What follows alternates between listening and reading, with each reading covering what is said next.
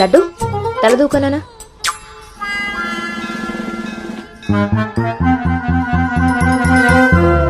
దువ్వెన్న చేతికిస్తే దేవారస వెధవలా ఎలాగ పైకి దూకుతున్నాడో చూసావా? ఇలాగే ఊరుకుంటే ముందు వెనక కూడా ఫంతులు ఇస్తాడు, మన కొంప మునుగుతుంది. శుభ్రంగా నూనె రాసి సైడ్ పాపిడి వెధవకి. ఆయన జుట్టలా దూకుంటే ఏంటండి?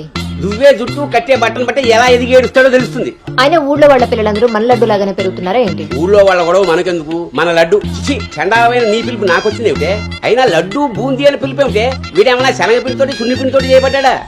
మన కష్టార్జితం ఘోరించవులే. ఇగో లక్షణంగా పైకొస్తాడని గౌతముడు నా మహానుభావుడు పేరు పెట్టేడు వీడికి. ఇవన్నీ బానే చెప్తారు. ఇంటి పక్కనే స్కూల్ పెట్టుకుని ఎక్కడో ఊరవతలు జాయిన్ చేశారు వీడిని. పిల్లాడు అలసిపోతున్నాడు. వాడు అలసిపోయినా సొమ్మసిలిపోయినా పర్వాలేదు. ఏంటండి మరి మీ చేదస్తం కాకపోతే? చాదస్తం కాదే, ఇప్పుడు వీడిని వేసింది బాయ్స్ స్కూల్, కానీ పక్కనే ఉన్నది కో ఎడ్యుకేషన్. అక్కడ నిక్కర్లు సొక్కాలే కాదు, గౌన్లు కూడా ఉంటాయి.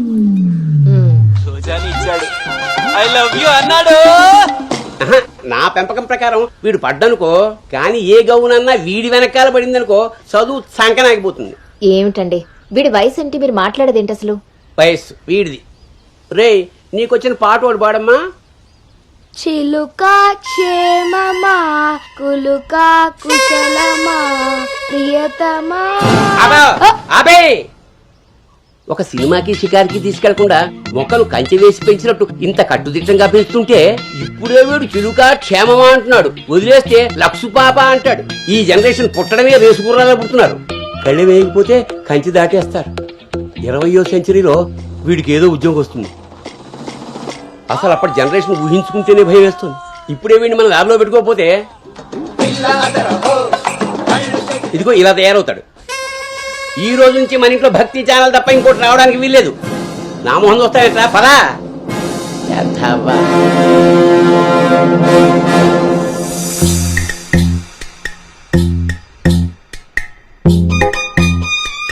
ఏమా టిఫిన్ చేసావా తల్లి? టిఫిన్లు భోజనాలు అలా ఉంచండి.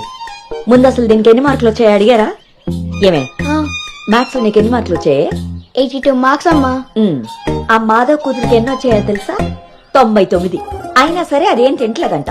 ఆ మార్కులతో కడుపు నిండిపోయింది అనుకుంటా. నీ మొహం. ఆ ఒక్క మార్కు ఎలా మిస్ అయ్యానా అని ఫీల్ అవుతుందంట. అది చదువు అంటే. బాబు గారంతో ఇలా తయారయ్యావు. అనుకొచ్చినవి కూడా డీసెంట్ మార్క్సే కదా. అయినా నంబర్స్ కాదు ఇంపార్టెంట్, నాలెడ్జ్. ఆ నాలెడ్జ్ కోసమే ట్యూషన్ ఏర్పాటు చేయమన్నాను. దాని సంగతి ఏం చేశారు? అదే రెడీ అయిందే, మంచి రోజు చూసి పంపించడమే. నువ్వు పదవే, టైం అయింది. ఎంతకీ అది ఆడపిల్లల ట్యూషనేగా? ఏమే, నువ్వు సెలెక్ట్ చేసిన స్కూల్ లాగా ట్యూషన్స్ లో ఆడపిల్లల ట్యూషన్ మగపిల్లల ట్యూషన్ అని ఉండవు. ఇంకా ఆపండి. మగపిల్లలు ఉన్న ట్యూషన్ లో వేస్తే దీనికి తగ్గిన మార్కులు రావడం కాదు, దీనికి వచ్చిన లవ్ లెటర్లు మీరు నేను చదువుతూ కూర్చోవాలి. ఏం మాట్లాడుతున్నావే? చాలా ఆపండి. ఆ ట్యూషన్ సంగతి కూడా నేనే చూసుకుంటాను. నువ్వు గదిలోకి పదవే, పద.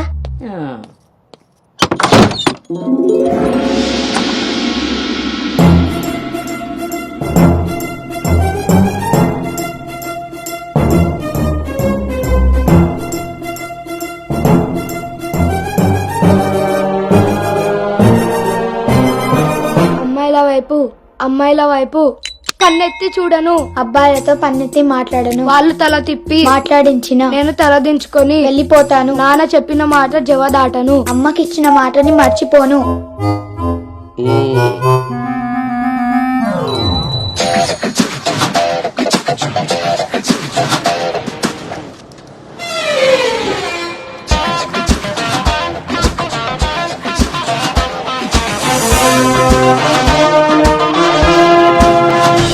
భవానీ,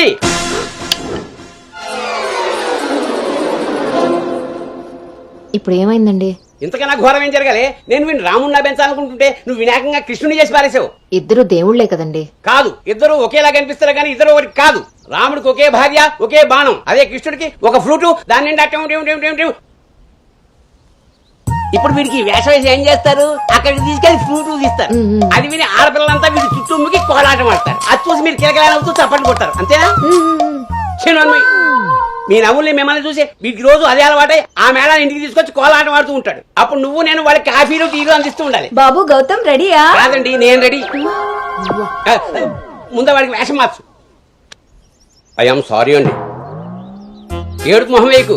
రాబోయే నవంకి రాముడు వేషం వేసి తీసుకెళ్ళు. కనీసం తండ్రి మాట విన్న కొడుకుల చరిత్రలోనైనా నిలిచిపోతాడు. గదిలోకి వెళ్దామా నాన్నగారు?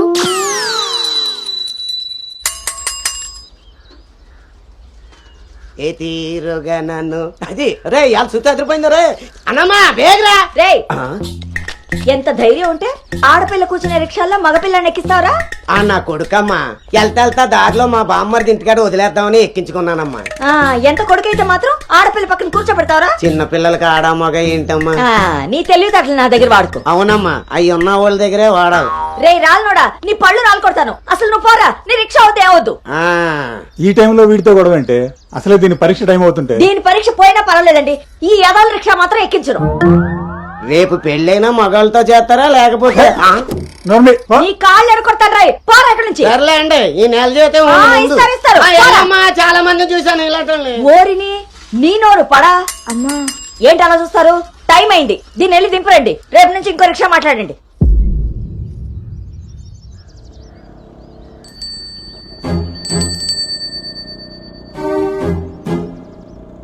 నానా, ఏంటి తల్లి? రేపటి నుంచి నాకు రిక్షాలో ఫ్రెండ్స్ కూడా లేరు కదా?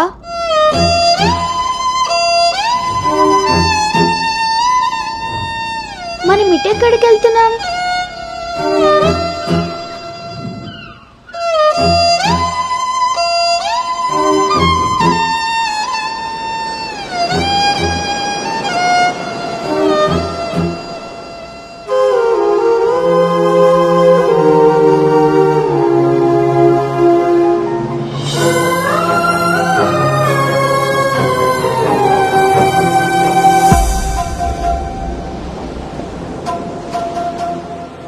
ఈ రోజు నుండి తనే నీ బెస్ట్ ఫ్రెండ్. బాధ అయినా సంతోషమైనా తనతోనే పంచుకో.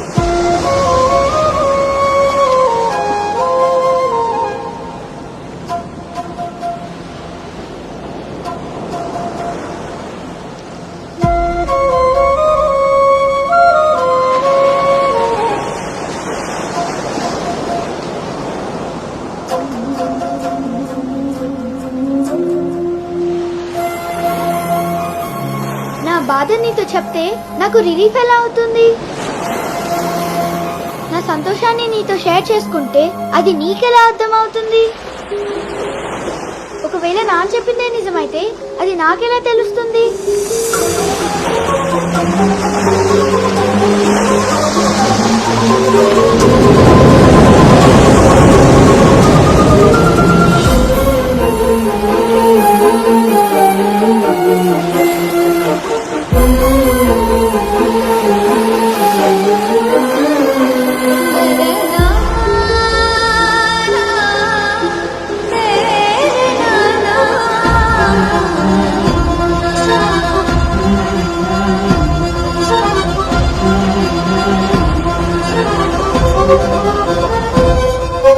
నీకు విషయం చెప్పనా?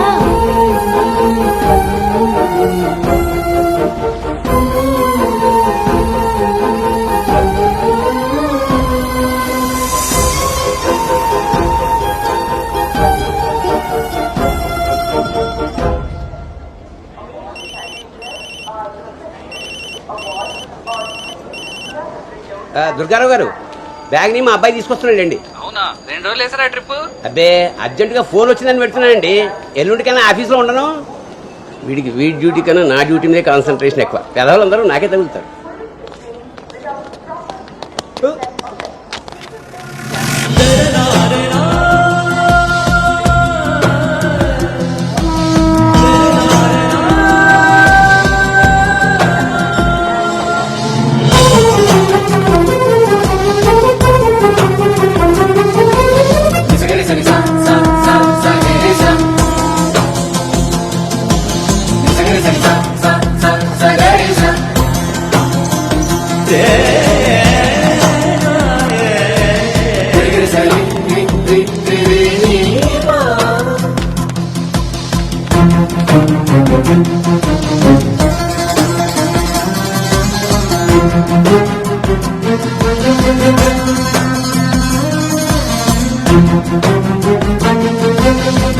ఏ అను, సంచి పాడేసి బడితిలా అక్కడి నుంచి ఏం చూస్తున్నావు? దిగు.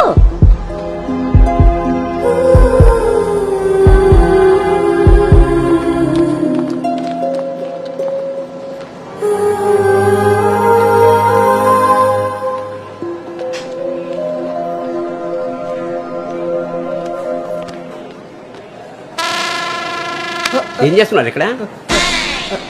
పాస్ వస్తుందా? నాన్న, పద, ట్రైన్లో బసుకుంది కానీ. పర్లేదు నాన్నగారు, నేను వెళ్తాను. పాస్ వచ్చుకు వస్తుంటే సైకిల్ అదుగుతావురా? పదా పద. నువ్వు ఇక్కడ కూర్చోవే. ఒరే, నీ సీట్ నెంబర్ ఎంత? 52 అండి. నువ్వు వెళ్ళి 69లో కూర్చో. వెళ్ళు. పోసుకొచ్చేరా వెళ్ళు. రే గౌతమ్, నానింట్లో లేడు కదా అని చెప్పి క్రికెట్ అని ఫ్రెండ్స్ అని వెధవ తిరుగుళ్ళు తిరిగావు. అలాగే నాన్న.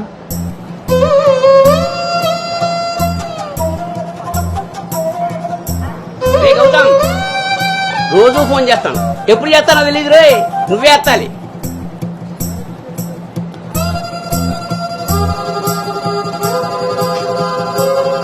రేయ్, నేను ఇక్కడ మాట్లాడతాను, నువ్వు అక్కడ చూస్తావేంటి?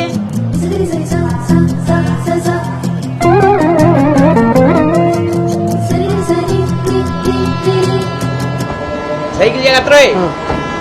అటెక్కడరా ఇటు. అలాగే నాన్న.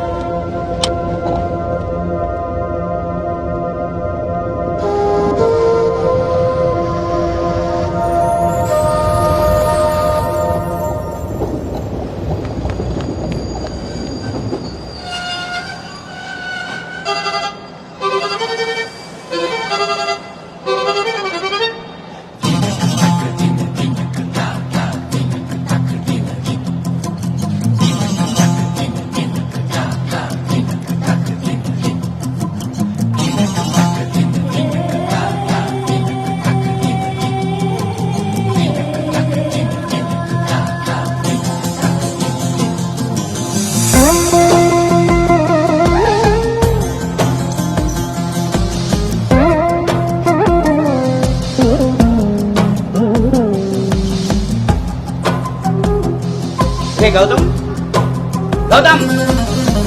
నాన్న, అవును, ఇంతకీ ఆ చేతిలో సంచి ఏమిట్రా? నీవేనన్న మందులు. నీ చేతికి ఎలా వచ్చాయి? ఇందాక నేను కిందకు వచ్చినప్పుడు పాస్ పోసుకోవడానికి ట్రైన్ ఎక్కినప్పుడు, ఆ తర్వాత మళ్ళీ నువ్వు ఎక్కావు కదా నాన్న. ఆపు.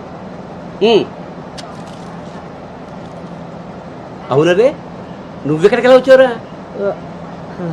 మన సైకిల్ తొక్కుంటున్నా.